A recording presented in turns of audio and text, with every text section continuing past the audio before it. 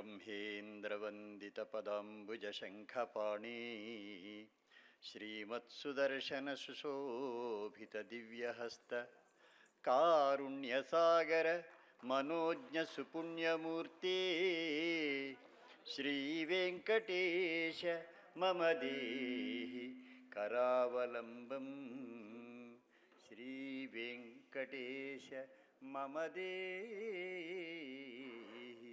करावलम्बం. సభా సరస్వతికి నమస్కారం. ఈ రోజున ఒక మహత్తరమైనటువంటి సుదినం ఇది. కారణం, మన అందరికీ కూడా ఆత్మీయులైనటువంటి, కావ్యాత్మీయులు కూడా అయినటువంటి మన బ్రహ్మశ్రీ మాడుగుల నాగఫణి శర్మ గారి యొక్క సన్మానం, జీవన సాఫల్య సత్కారం అంటే అది సాక్షాత్తు అది సరస్వతి సత్కారమే, సరస్వతి సమర్చనమే. ఇక్కడ మనం గమనించవలసినటువంటి విషయం ఒకటి ఉన్నది. దర్శన పత్రిక సంపాదకులైనటువంటి శ్రీయుతులు శర్మ గారు మనకు ఈ మహత్తరమైనటువంటి కార్యక్రమంలో మనమందరం భాగస్వాములు కావడానికి కారణభూతులయ్యారు. ఒక విశేషం ఉన్నది ఇక్కడ.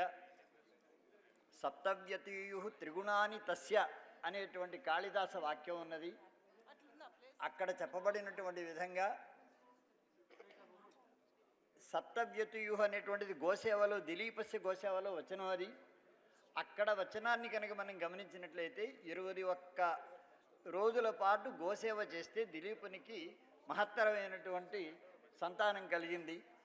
అదేవిధంగా ఇక్కడ వీరికి 21 సంవత్సరాలు. సప్తవ్యతీయు త్రిగుణాని తస్య దర్శనస్య వర్షాణి అని మనం తీసుకోవాలి.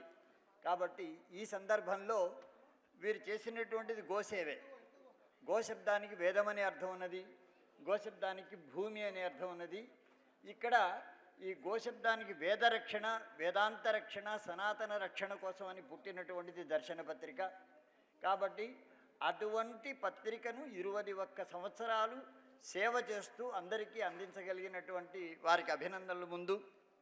ఆ తర్వాత అందుకని దర్శనం దర్శనం సాక్షాత్ యతీంద్రాణం సుభాషిష గురూణాం పూజనాసక్తం సనాతన ధర్మద్రుమః అని దర్శనానికి. ఇక వీరి విషయంలో కనుక వస్తే వీరి గురించి 3 విషయాలు చెప్పాల్సినటువంటి ఉన్నాయి. ఇవి మనకి హలాయుధుడు అనేటువంటి వ్యాఖ్యాత మనకు చక్కగా అందించినటువంటి కొన్ని విశేషమైన వృత్తాలు. అందులో మొదటిది ఏమిటంటే, యస్య ముఖే ప్రియవాణి చేతసి సజ్జనతాచ చిత్రపదాపి చ లక్ష్మీ తం పురుషం న జహాతి అని హలాయుధుడిచ్చినటువంటి ఉదాహరణ.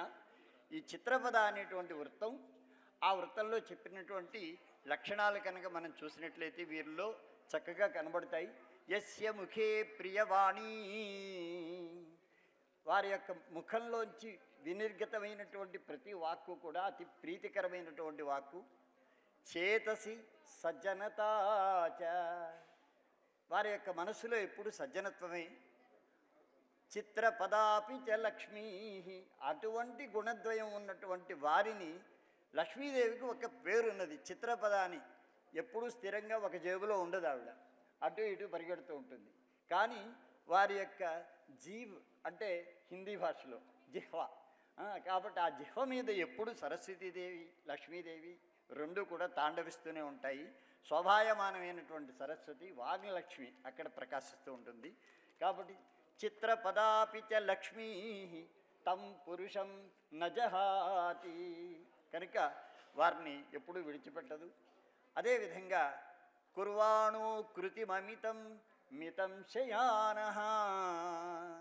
అంటే నిద్రాళుత అనేటువంటిది అది కేవలం ఒక శయనం మీద పడుకుంటేనే కాదు, నిష్కర్మ అంటే ఏ విధమైన పని చేయకుండా ఉన్నప్పటికీ కూడా అది కూడా నిద్రాళుత కిందకే వస్తుంది.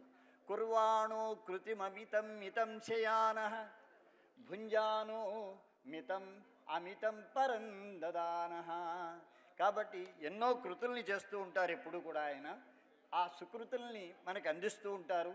అందిస్తూ వారు ఏం చేస్తున్నారంటే కుర్వాణో కృతిమమితం మితం శయాన, తక్కువగా నిద్రిస్తూ ఉంటారు. కాబట్టి అదేవిధంగా భుంజానో మితం, తక్కువ తింటూ ఉంటారు. అమితం పరందదానః, కావ్య భోజనాల్ని మనందరికీ కూడా ఇస్తూ ఉంటారు.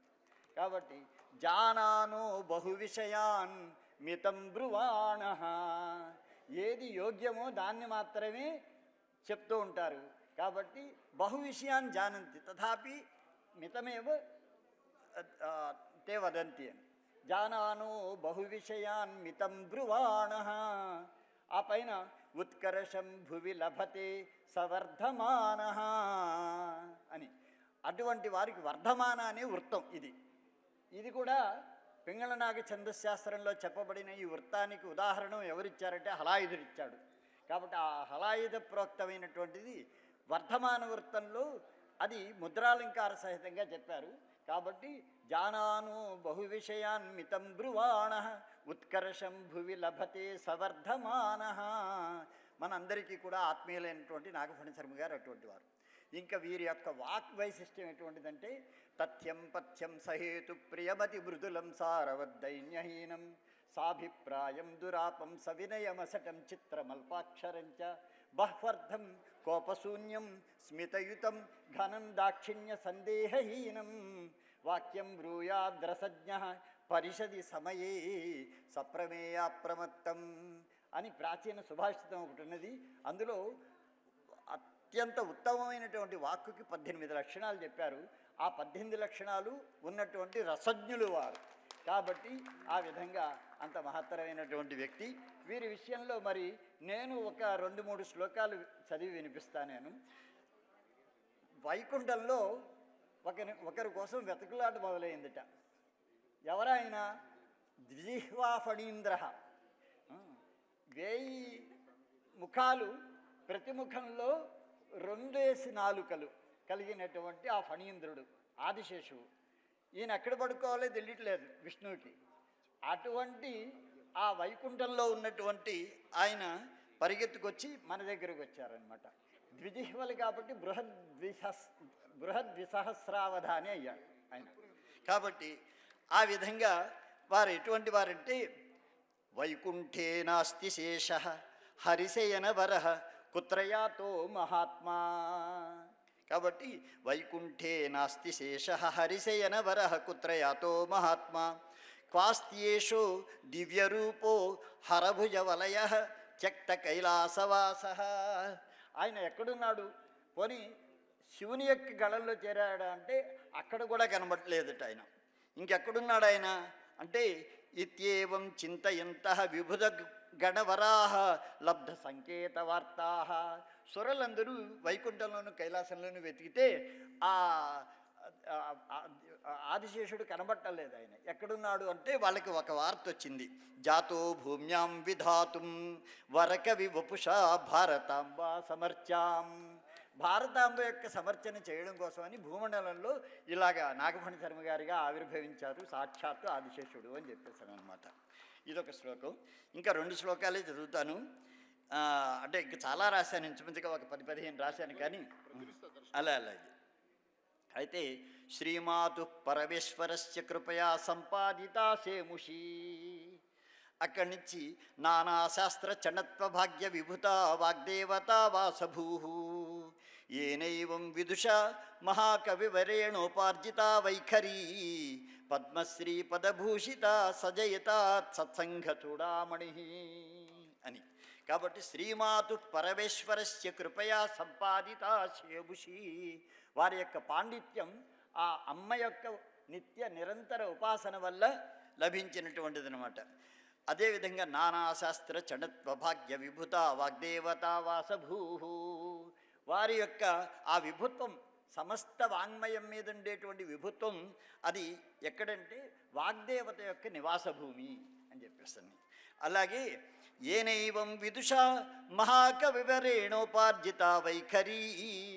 కాబట్టి మనకి పరా పశ్యంతి మధ్యమ వైఖరి అనేటువంటిది ఉంది కదా, అందులో ఆ వైఖరి అనేటువంటిది ముఖాన్నించి వినిశ్రుతమైనప్పుడు వైఖరి అవుతుంది.